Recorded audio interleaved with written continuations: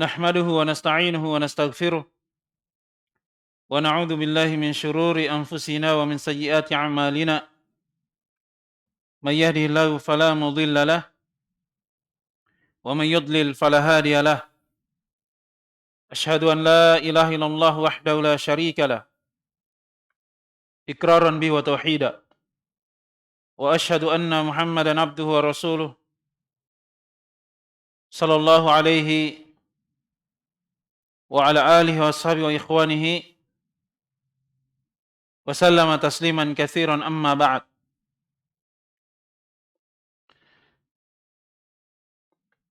Ma'asyiral ikhwal akhwat rahimani wa rahimakumullah. Alhamdulillah, pada kesempatan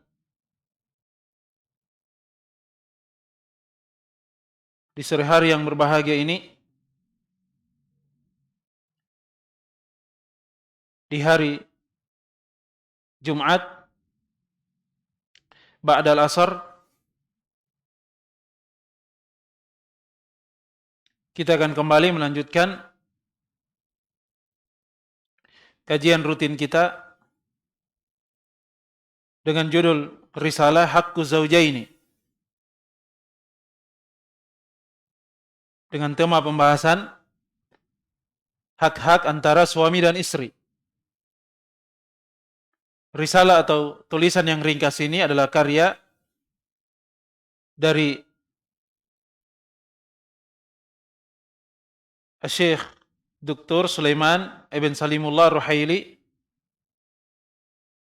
hafizallahu ta'ala. Pada beberapa pertemuan yang sebelumnya, beliau hafizallahu ta'ala menyebutkan dari poin pembahasan haqqu zaujati, hak dari istri yang hendaknya diperhatikan oleh seorang suami, kewajiban terhadap dirinya, harus dia perhatian dari apa yang menjadi hak istrinya kepada dirinya.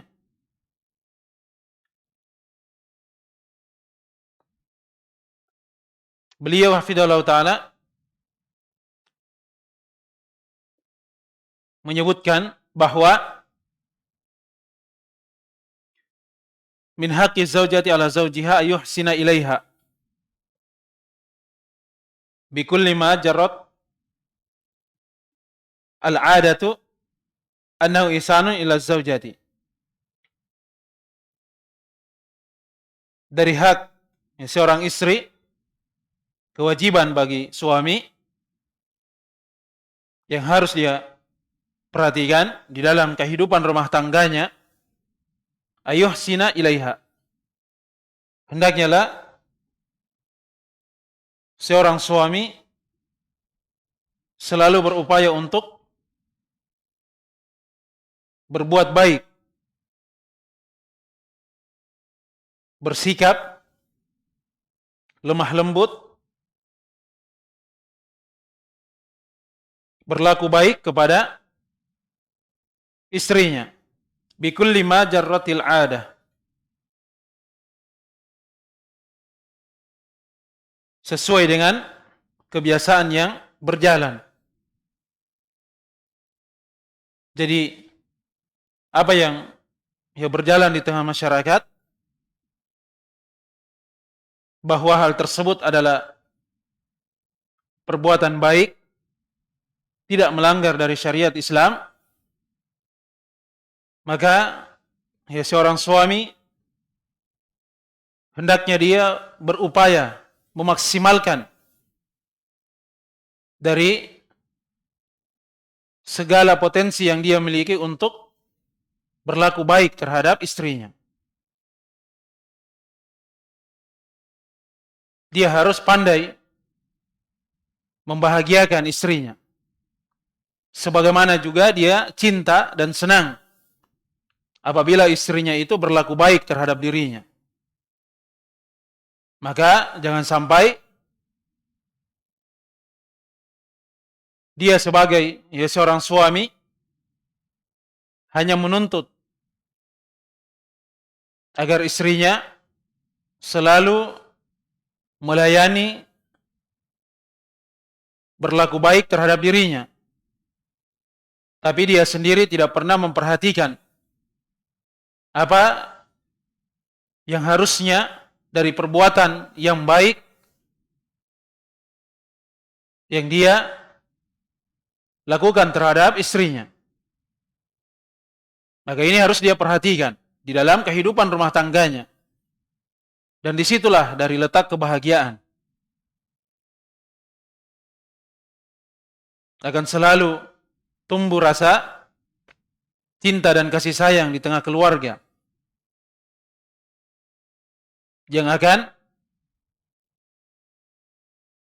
membuat dari rumah tangga tersebut apabila suami dan istri itu saling pengertian, terjaga dari keberlangsungan kehidupan rumah tangganya. Jangan ada yang egois di dalam kehidupan rumah tangga. Hanya dirinya saja yang harus diperhatikan. Dari apa yang dia inginkan harus terpenuhi. Tapi dia sendiri sebagai seorang suami tidak memperlakukan istrinya dengan baik. Maka seorang suami wajib bagi dirinya untuk selalu berlaku baik terhadap istrinya. Dia selalu melayani dirinya, memperhatikan dan merawat dari anak dan istrinya. Jadi seorang suami dia memperhatikan hal tersebut. Kata beliau, hafidhallahu ta'ala, mimma la yukhalifu syar'a rabbil alamin. Perbuatan baik yang tidak menyelisihi dari syariat Rabbul Alamin, Allah Azza wa Jalla. Yaqulun Nabiyyu sallallahu alaihi wasallam, ala wa haqquhunna alaikum an tuhsinu ilaihinna. Kata beliau alaihi salatu wassalam, ketahuilah bahwasanya hak dari para wanita, istri terhadap kalian adalah agar kalian itu selalu berlaku baik terhadap mereka. Perhatian terhadap para istri. Jelas ya? Dan ini juga telah kita jelaskan pada pertemuan yang sebelumnya. Kemudian kata beliau, hafidhallahu ta'ala, min haqqi zaujati ala zaujiha alla yadribaha. Walam yu'dan fi darbi zaujati illa idha khifa nusuzuha wa asad zaujaha wa ta'ayyana darbu wasilatan li ta'dibiha ba'da an wu'idat falam tastafid minal wa'ad wa hujirat falam yanfa'il hijranu fa inna li zawjiha yadribaha lakin yadribuha darba mu'addibin mun'im la darba muntakimin. Kata beliau hafidhallahu ta'ala,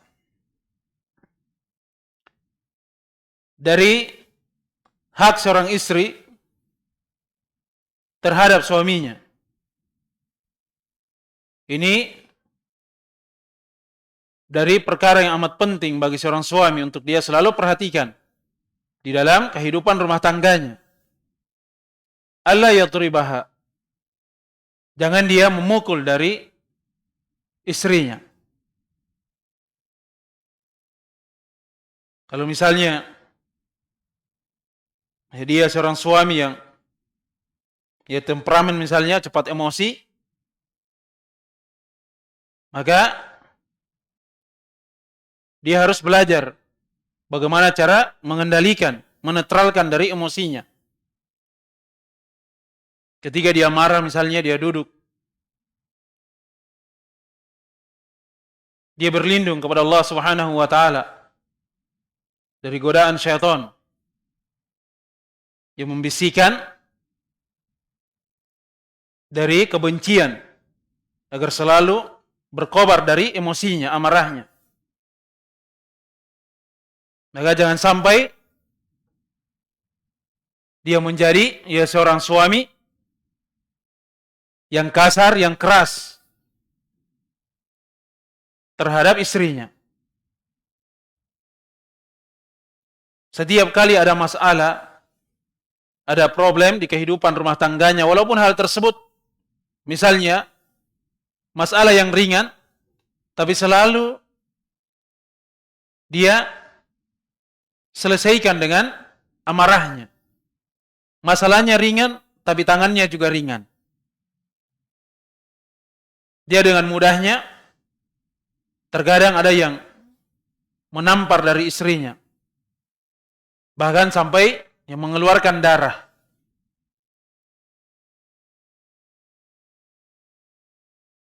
Ada yang memukul istrinya, bahkan sampai pingsan, saking emosinya terhadap istrinya. Bahkan sampai ada yang tega membunuh dari istrinya. Dan ini banyak ya, terjadi. Bahkan di tengah kaum muslimin, yang mereka, kalau dilihat juga beragama Islam, tapi karena jauh dari ilmu agama, jarang menuju dari majelis ilmu untuk belajar. Akhirnya, ketika mereka menikah, kemudian hidup bersama pasangannya, mungkin awalnya mereka hidup dengan penuh kebahagiaan di awal kali mereka menikah. Setelah beberapa lama berlalu, muncullah dari sifat-sifat yang sebelumnya mungkin tersembunyi. Dan keduanya tidak saling memahami. Istrinya mungkin yang dulunya di awal kali menikah, dia selalu memperlihatkan dari sifatnya yang baik, tapi seiring dengan berjalannya waktu, bertambahnya dari kegiatan mungkin di rumahnya, apalagi kalau sudah dikaruniai anak, bertambah dari kesibukannya, suaminya mungkin diuji dengan materi, mungkin dulu pekerjaannya bagus, kemudian mendapatkan ujian, akhirnya menurun dari penghasilannya, terjadi dari masalah atau sebab yang lainnya. Akhirnya keduanya tidak bisa menahan dari hal-hal yang buruk yang mereka miliki. Dari lisannya keluar dari ucapan-ucapan yang kasar, terkadang makian, cacian. Mungkin istrinya juga tidak sanggup untuk bersabar dari suaminya, akhirnya dia juga berbicara kasar, sehingga terjadi dari hal-hal yang tidak diinginkan. Bertengkar, berlanjut, terjadi pemukulan, bahkan sampai terjadi pertumpahan darah. Dan ini banyak terjadi. Jelas ya? Oleh sebab itu, kaum muslimin dan kaum muslimat yang mereka ketika ingin menikah, maka hendaknya mereka banyak-banyak belajar. Duduk di majelis ilmu. Ketika sudah menikah juga harus lebih bersemangat lagi. Karena pasti ujian dan cobaan itu akan semakin bertambah. Menghiasi dari kehidupan rumah tangganya. Dan tidak ada yang bisa menyelesaikan dari setiap masalah, problem yang dia hadapi di lingkungan keluarganya kecuali dengan ilmu agama. Kalau dia ingin bahagia, maka perbaiki ketakwaan kepada Allah Subhanahu wa taala. Apapun yang dia hadapi, ujian dan cobaan apapun di dalam rumah tangganya, kalau dia dekat dengan Allah Subhanahu wa taala, meningkatkan dari ketakwaannya, dia berupaya selalu untuk melakukan dari hal-hal yang baik, beribadah kepada Allah Subhanahu wa taala. Dia juga selalu memberikan nasihat dan motivasi kepada anak dan istrinya untuk selalu bertakwa kepada Allah Subhanahu wa taala, maka pasti segala masalah di tengah keluarganya itu akan terselesaikan dengan baik. Masalah apapun. Jelas ya? Sudah sering kita ingatkan bahwa dasarnya adalah perbaiki ketakwaan. Itu sudah menjadi kaidah prinsip dalam kehidupan rumah tangga. Allah Subhanahu wa taala berfirman, "Wa may yattaqillaha yaj'al lahu makhrajan wa yarzuquhu min haitsu la yahtasib." Siapa saja yang bertakwa kepada Allah Subhanahu wa taala, baik dia seorang lelaki ataupun wanita, maka Allah Subhanahu wa taala pasti akan membukakan solusi jalan keluar untuknya pada setiap masalah yang dia hadapi. Dan Allah Subhanahu wa taala akan memberikan rizki kepada dirinya dari arah yang tidak pernah dia sangka. Jelas ya? Oleh sebab itu, kata beliau, hafidhallahu taala, alla yadribaha. Jangan sekali-kali dia memukul dari istrinya.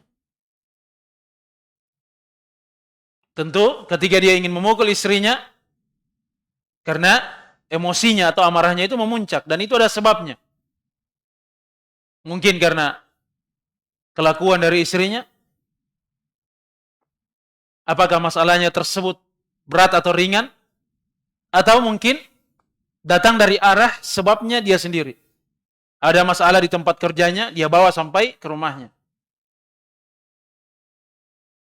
Jelas ya? Akhirnya, apa yang dia lihat dari istrinya tidak ada yang baik.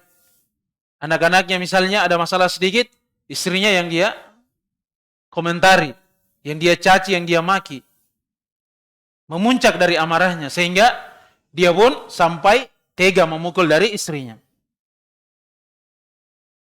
Oleh sebab itu kita ingatkan, kalau dia belajar, dia menuntut ilmu dengan baik, bertambah ketakwaannya kepada Allah Subhanahu wa taala, dia semakin dekat dengan Allah Subhanahu wa taala, maka pasti di sana ada jalan keluar dari setiap masalah yang dia hadapi.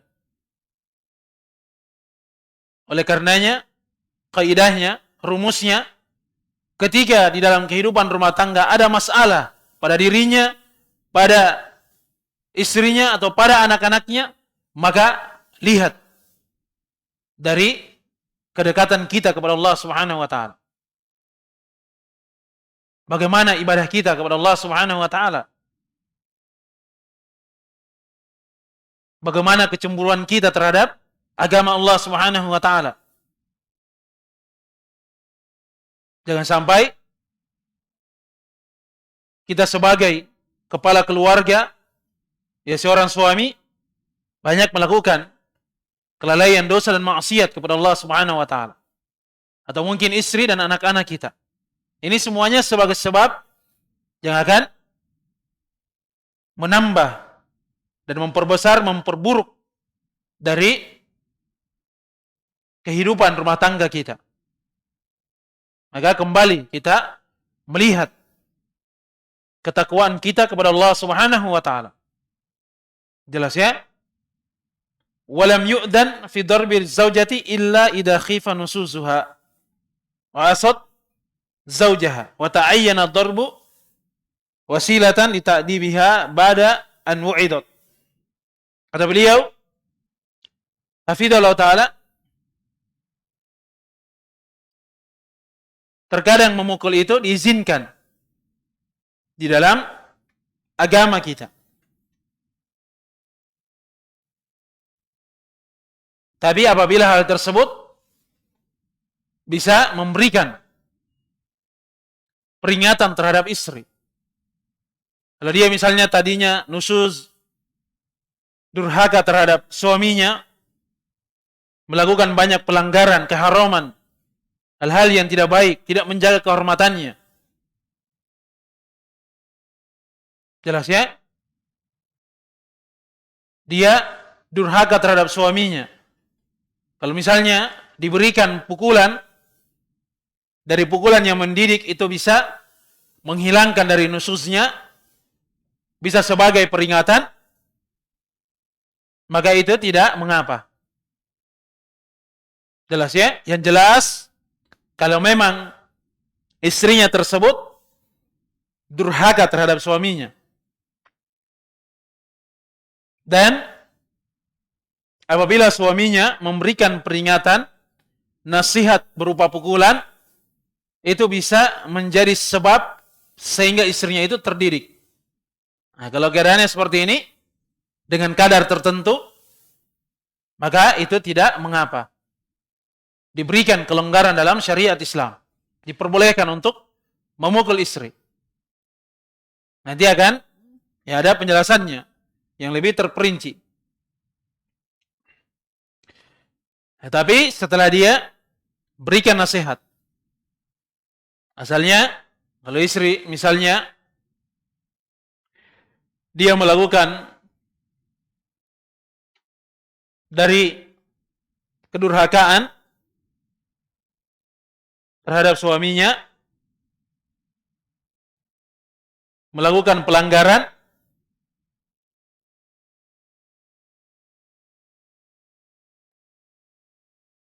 tidak menunaikan dari hak-hak suaminya, bahkan justru dia durhaka, maka terkadang pukulan itu sesuai dengan kadarnya, tepat sasaran, dan memberikan peringatan, pendidikan terhadap istrinya, maka itu diperbolehkan ya. Dia berikan dulu nasihat. Tapi ternyata nasihatnya itu tidak ada pengaruhnya. Kemudian pada tahap yang berikutnya, dia melakukan hajar, memboikot istrinya.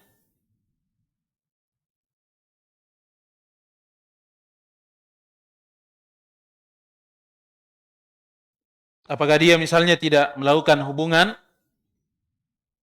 suami istri terhadap istrinya, atau tidak mengajak berbicara? Jelas ya?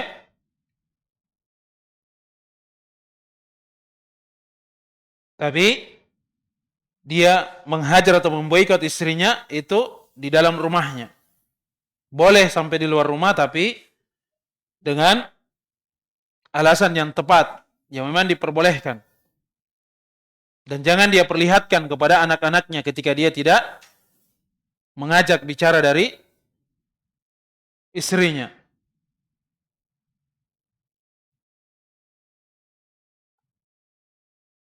Jangan dia nampakkan bahwa dia sedang memboikot istrinya. Jangan dia perlihatkan kepada anak-anaknya. Kemudian kalau misalnya tidak ada perubahan dari istrinya, tetap dia melakukan pelanggaran, durhaka terhadap suaminya, tidak memperhatikan dari hak-hak suaminya, maka boleh untuk dia memukul dari istrinya. Tapi ini ada persyaratan yang disebutkan oleh para ulama.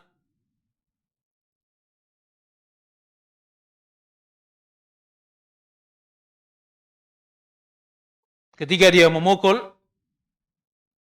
dengan pukulan yang tidak memberikan bekas,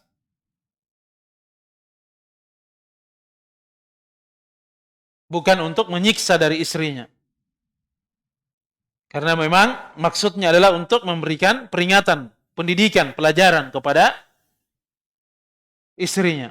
Bukan untuk balas dendam terhadap perbuatan istrinya. Tapi sekedar untuk mendidik saja. Kemudian kalau dia memukul, jangan sampai dia memukul pada area dari wajahnya. Jangan dia memukul di mukanya, di wajahnya. Dan bukan pada titik-titik yang fatal.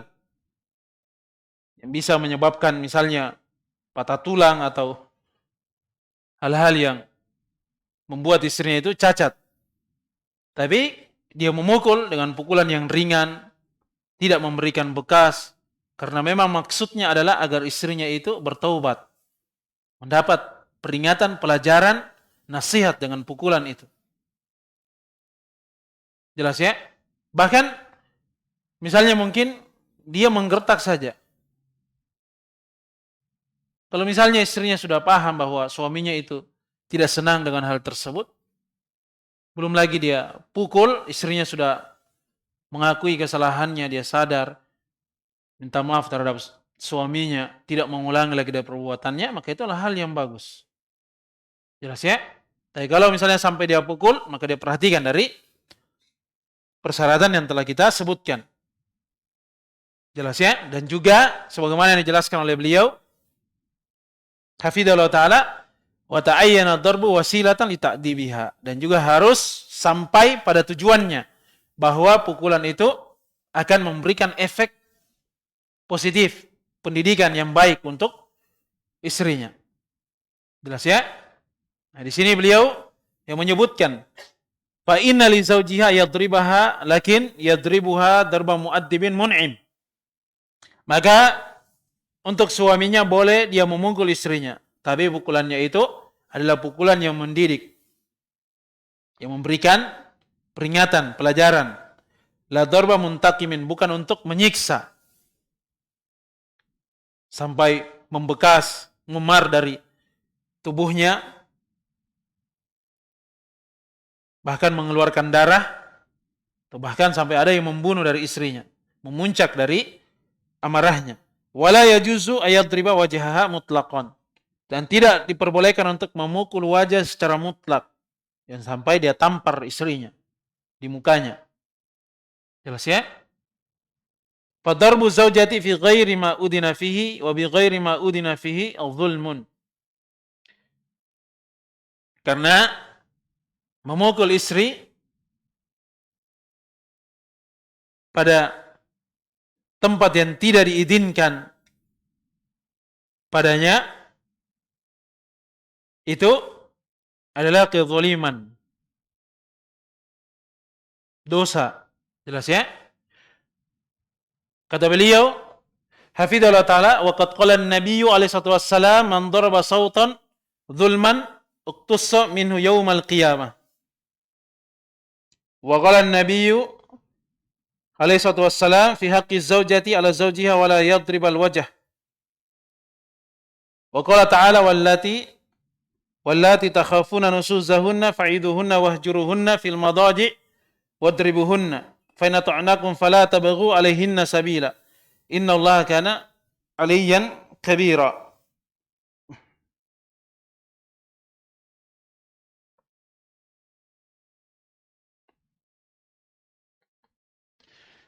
Kata beliau hafizallahu taala bahwasanya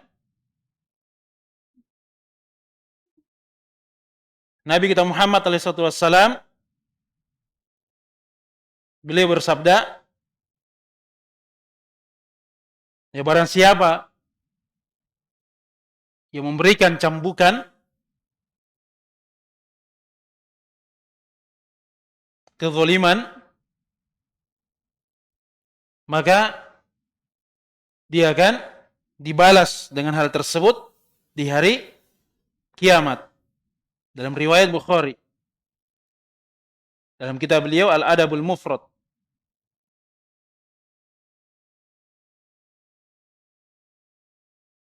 Walaupun hanya sekedar satu cambukan saja. maka itu adalah dosa yang pasti akan dimintai pertanggungjawaban di kisos nanti di hari kiamat.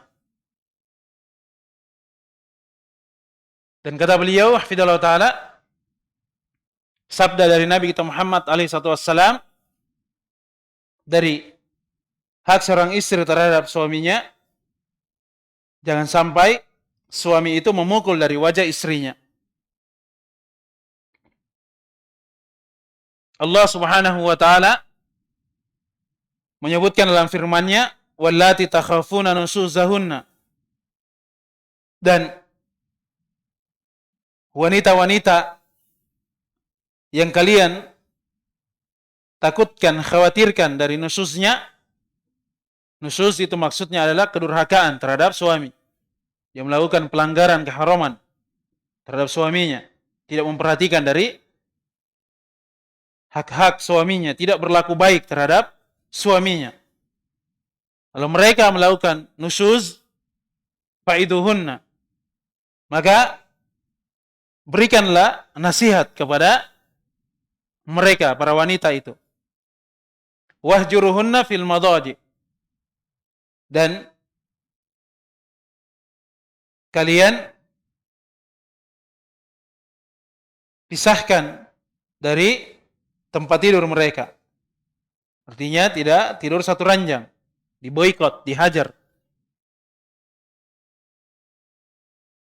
Kalau misalnya tahapan-tahapan tersebut tidak didengar oleh istri, tidak ada perubahan, tidak mengambil pelajaran dari hal tersebut, wadribuhunna, maka diperintah untuk memukul mereka, tapi dengan persyaratan yang telah kita sebutkan. Jelas ya? Pukulan yang tidak memberikan bekas, tidak menyakiti, bukan balas dendam, bukan untuk menyiksa. Kemudian tidak memukul pada daerah wajah atau pada titik-titik yang fatal yang bisa menjadikan istri itu cacat. Dan yang ketiga, apabila pukulan tersebut memang memberikan manfaat untuk istrinya berhenti dari kelakuan buruknya. Jelas ya? Allah Subhanahu wa ta'ala menyebutkan, fa in ata'nakum fala tabghu 'alaihinna sabila innallaha kana 'aliyyan kabira. Apabila mereka, para wanita itu, mentaatimu, maka janganlah kalian itu mencari-cari dari jalan untuk menyusahkannya. Sesungguhnya Allah Subhanahu wa ta'ala Maha tinggi lagi Maha besar.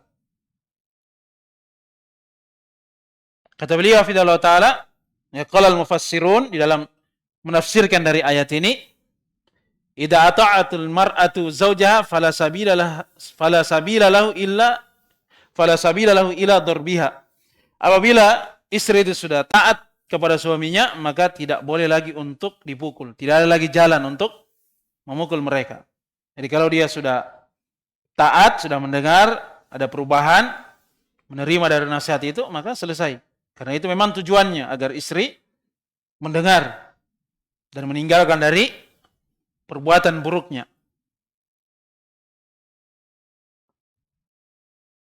Wala hijraniha, dan tidak juga diboikot.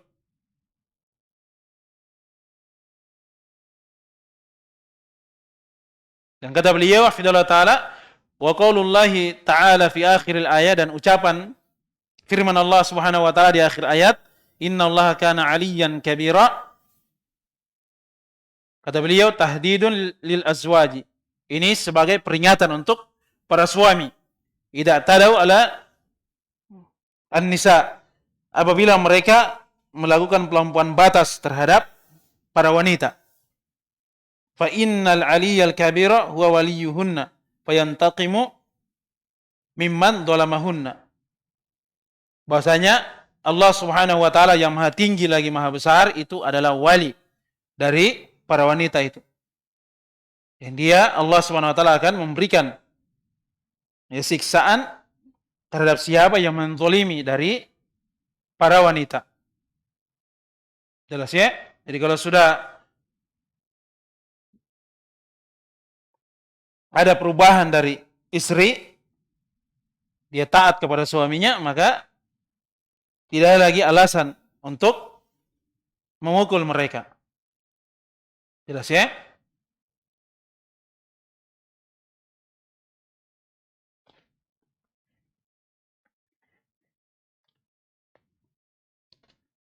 Kemudian kata beliau,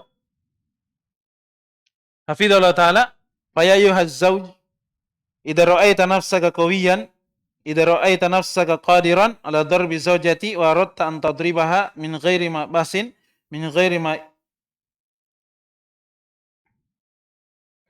ma idnin min Allah, fatadhakkar anna waliyaha al-qadiru ala kulli syai'in. Anna waliyaha al-aliyyul kabir."